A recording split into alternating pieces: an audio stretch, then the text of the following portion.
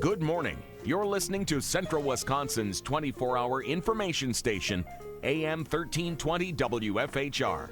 It's time now for the Morning Magazine, brought to you by Comfort Air Heating, Cooling, Plumbing.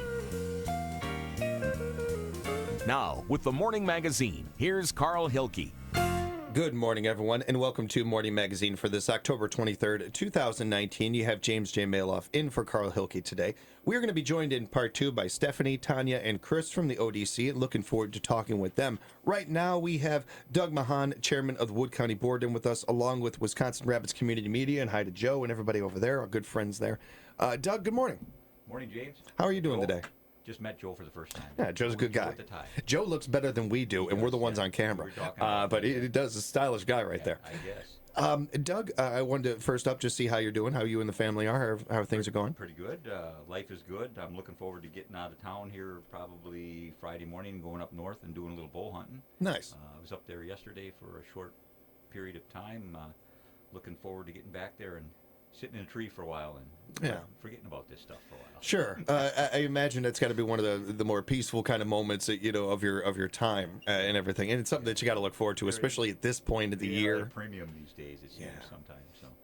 It's a busy gig, what you're doing. One thing I wanted to get to right away was, and I've talked to a couple listeners about this, and they've had the question themselves and haven't been able to call in or didn't even know how to word the question necessarily. But what is the difference of being on the Wood County Board as opposed to being on a more specific, like the Rapids Board or the Wisconsin Rapids Board or the Port Edwards Board or something like that? Yeah. City Council, thank you. City Council. Well, number one, logistically, we're talking about a much bigger dynamic in almost every relationship. The county is much bigger than the boundaries of the city. Mm-hmm. It's much different than the boundaries of a village. Budgetarily, it's extremely large. We just got our budget in place. We'll talk about that in a minute. But much more responsibility. Roads, we do a lot of, as we've mentioned before in the past, a lot of the federal money is circuited through the state and then through your county. So we distribute it and sometimes develop plans for those, get waivers to adjust plans, either we do or the state does. And so we have a lot of a higher level of responsibility as far as probably tax dollars, federal tax spending of tax dollars, and responsibility. I think a lot of that is kind of stuff that we would think once you hear it, you're like, oh, I knew that, I understood that. But just to have it broken down for us, I think is a little helpful too for people. I think a really good snapshot of it would be I went to the Towns Association meeting last Friday night, and I was talking to a town chairman from Town of Cary, one of the smaller townships, Jim Patrick. And Jim and I had a good discussion. We were talking about budgets, and I just announced the final numbers for the county's budget for 2020, and I asked Jim, I said, so what's your budget next year? And he goes, $230,000. And I couldn't help but almost laugh, because that's like, holy cow, that's not even probably one program for us, one very small program. But they struggle the same. I mean, proportionately, they struggle as well. Nobody has any money, and we're all looking for new revenue streams or ways to cut expenses.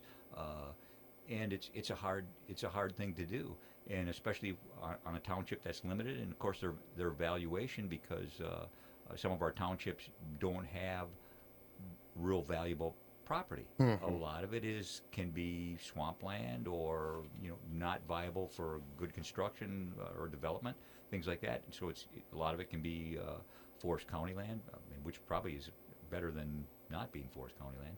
But so valuation has a lot to do with how much you can generate in revenue as well. And if you don't have valuable property, you're probably not going to generate revenue. And so that leaves you between a rock and a hard place a lot of times. I think that comparison is interesting, but it's also really good to have that perspective for those of us in this community, in this area here, to keep that in mind a lot of times.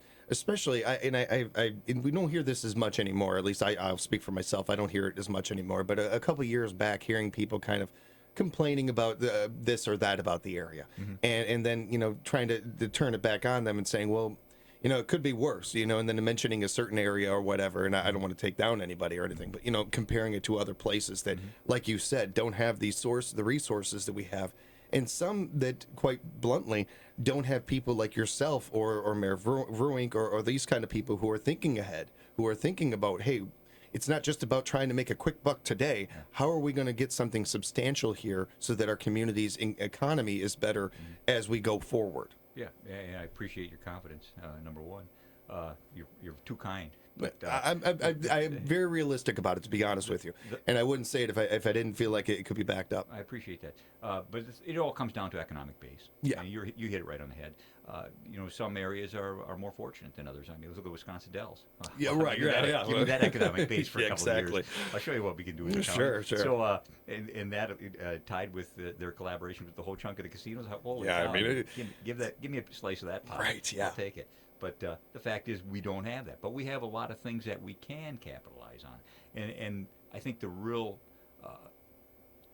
probably the thing that we have to concentrate on, focus on, is that we have to realize what those strengths are, and then we have to try and build on them. And I think you mentioned the mayor. I think the mayor's done a good job in Rapids. I think Marshfield's always done a good job. Yeah. Our big population centers, I think, really have good plans. They get it.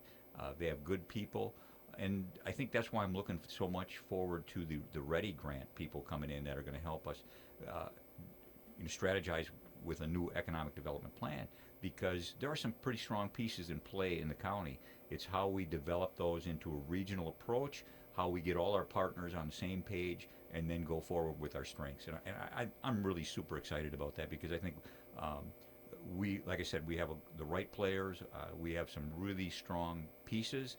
And how we develop those going forward is going to be a neat thing to watch. You hit on something really important there, and key to this is the resources you have, and it's a great comparison and funny too about the Dells, and we would love to have a Noah's Ark around here or something like that. That'd be great.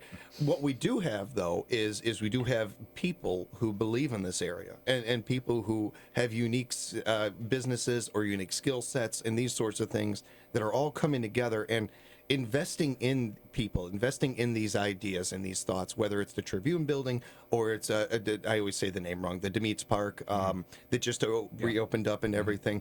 A lot of those things there were taking place with people's ideas, people's thoughts, and people who are going to back them up and make sure that they work. The Aquatic Center is another one like that. Yeah. Well, wow, what a big project too. It's right close to my home, but Demetz Park, as you said too, what a neat. Who would have thought? If you were thinking 20 years ago, people in Wisconsin Rapids would say, "What are you talking about?" Yeah.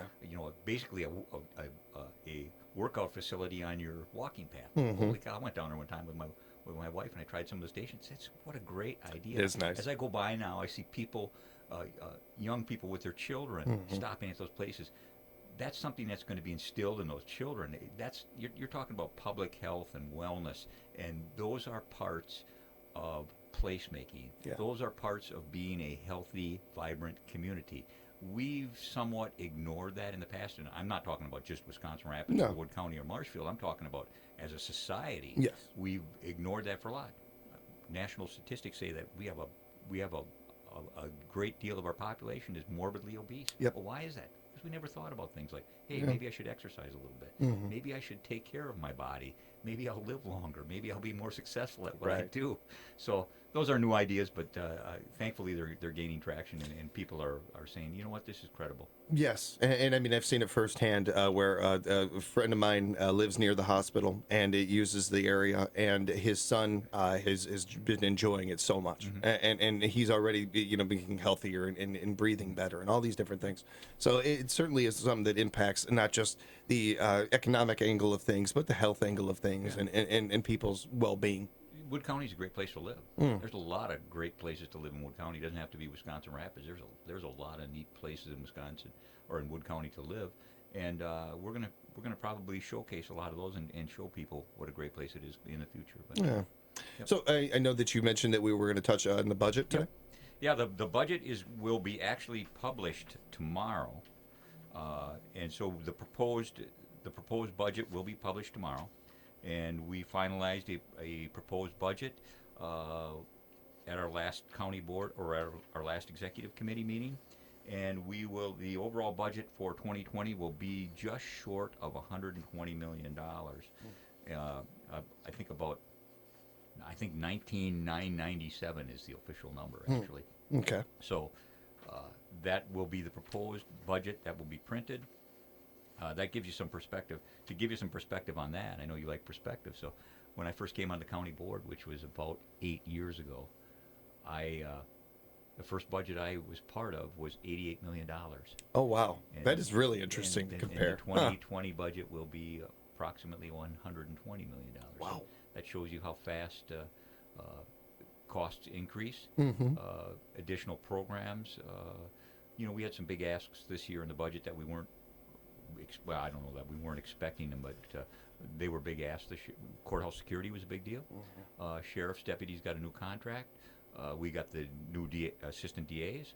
Those were all big expenses that were probably above and beyond what we would consider normal expense increases. So we had to deal with those. I think we did a pretty good job. I think on our original forecasts, we were off. We were about 600,000 off, but we made some cuts. We did some things, and luckily we had a good kick in valuation, and we were able to put together a balanced budget. And from my standing, it looks pretty good. I wish we could probably grow our general fund a little more. I think that a key to growing, one of the things that when I talk about general fund is basically, for those that are listening or watching, is basically your cash reserves, your savings account, money that you keep aside for emergencies, basically, and operating capital. To make, not all your money comes from state or feds at the same time, and you have to have cash flow. So you use that fund for that. It all balances out at the end of the year, hopefully. It always has, but the fact is, if you grow that fund substantially, we like to keep it at around 15% of our total budget, because that's a good operating number that our finance director likes. She knows what she's doing, and so when she tells us we need to have 15% in general fund and we need to be there, that's what we shoot for. And but if we go beyond that, then what it gives us an opportunity to do some big projects. I think, this is my personal opinion, it gives us an opportunity to do some big projects without borrowing, without bonding. Yeah. We have that opportunity, or at least to cut back on our bonding. It was the first thing I thought of. Yeah. And that's good, and that's what you should be thinking of, because you know what? It's easy to bond. It's easy. Those projects you have to do. When you're talking CIP, you're talking about projects that most likely have to be done, and if you don't do them, they're going to come back and bite you. And so you can pay me now or pay me later, as they say. And so bonding is easy to do that. It would be better if we had a little bit higher cash reserves, and we could do that without bonding, because bonding costs us money. Let's be truthful here. It's an added expense. So to get to the point on the budget, then our mill rate actually, our overall mill rate actually came down by about 12 cents per thousand, and we're a little bit. Our debt service rate is up a bit, about 4 cents. Our net operating is down about 12 cents. Then when you put the library's mill rates in place, the overall mill rate is going to be 5.396 compared to 5.51 in 19. So that's to my, I don't know if I would call it substantial, but it's a drop, and of course it's going to depend on your township. What is, for those that don't know, what is a mill rate? A mill rate is what you pay per thousand of valuation on your properties. Yeah. So if you have a property that's valued at $100,000, or make it very simple, if you have a property that's valued at $1,000, in 2020, the overall mill rate for taxation on that property would be $5.39. Don't worry about it, Doug. We'll fix it in editing. This isn't live, so we'll fix it in editing. Okay, right? This we're not live, right, Joe? No. You're pulling my chain, right? if we took all of my mess ups in a row, we could make a great field trip out of it, a great tape out of it. Marshall, they actually have a cough button that I can. Oh yeah. See, I went over here. I cheated over here. We're speaking with Doug Machon, chairman from the Wood County Board, and Doug, I asked those questions there about that because it is a down. You did make a good point there. Yeah. That has gone down a bit. It has, and if you look at when I talk about debt service tax rate, that's how much you're paying per thousand of valuation just to cover our debt. Yeah. On our past bonding issues and our forward bonding issues. So you're talking about paying 82 cents per $1,000 of property just to pay off debt. Yeah. Now I don't know about you, but when I got bills to pay, when I have payments to make, and I look at how much my interest costs me, that's a cost that you have to consider. If you're not, then you're probably not too economically astute, Yeah. to say the least. But you certainly want to consider those kinds of things.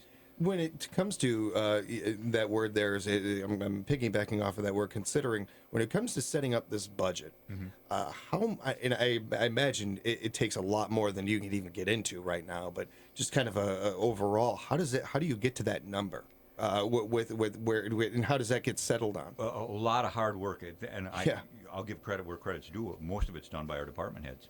They do their individual budgets. Okay. We give the executive committee gives them parameters as far as where we hope the budget to come, where we want them to budget as far as overall increases or decreases. We have some very good department heads. They do a good job. They understand it. They get it. They understand the technicalities of putting a budget together, and they do good work.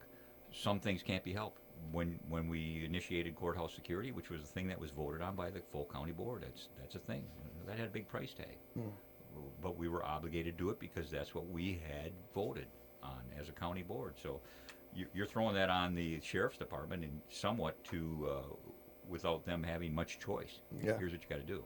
There's different ways you can do it, of course, but the fact is that committee, public safety, looked at that entire program and plan, and they were part of that budget process. That the sheriff's budget was just one of the many budgets that were approved through the public safety committee. Well, and one of the things, when I've talked to listeners about this, or just random people about it, and they almost everybody worries about money that's not theirs.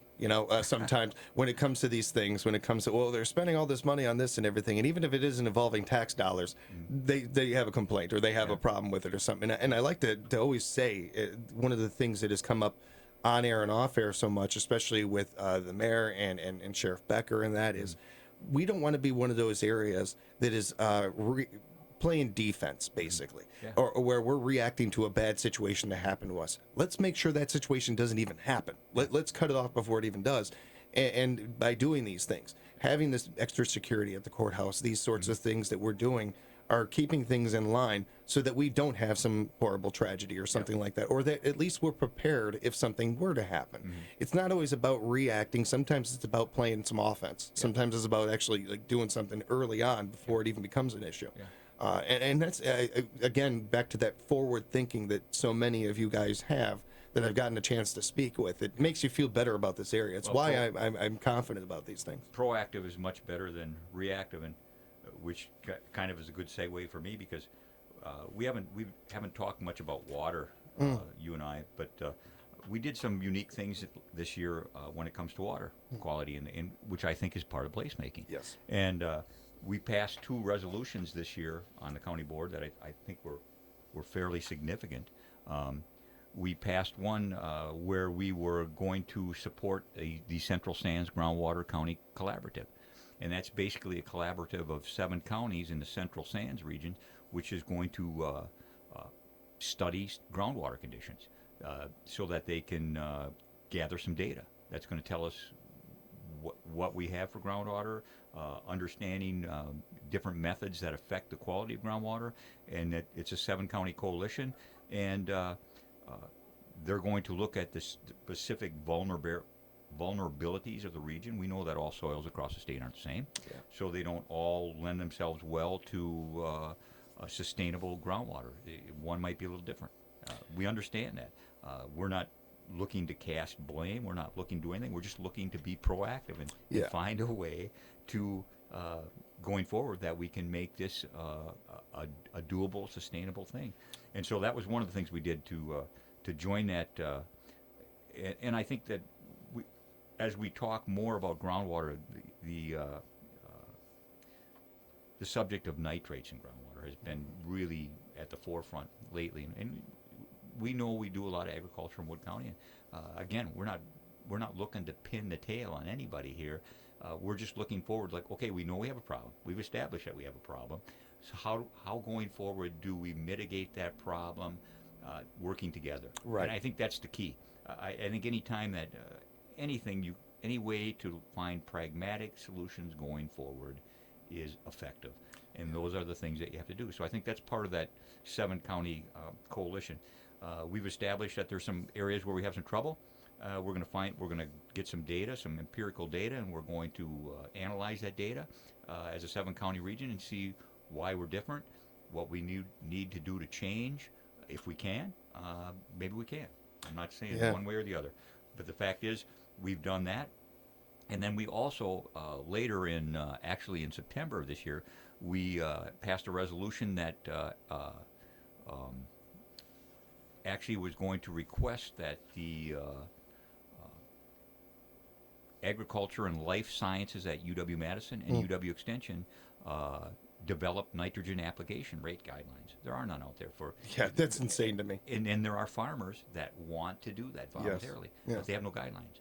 So you've made a step already. I think you've really made probably broken the ice, so to speak. Yeah. Is if you have farmers that want to voluntarily, that recognize, okay, listen, okay, going forward, we understand that we may need to change some things here.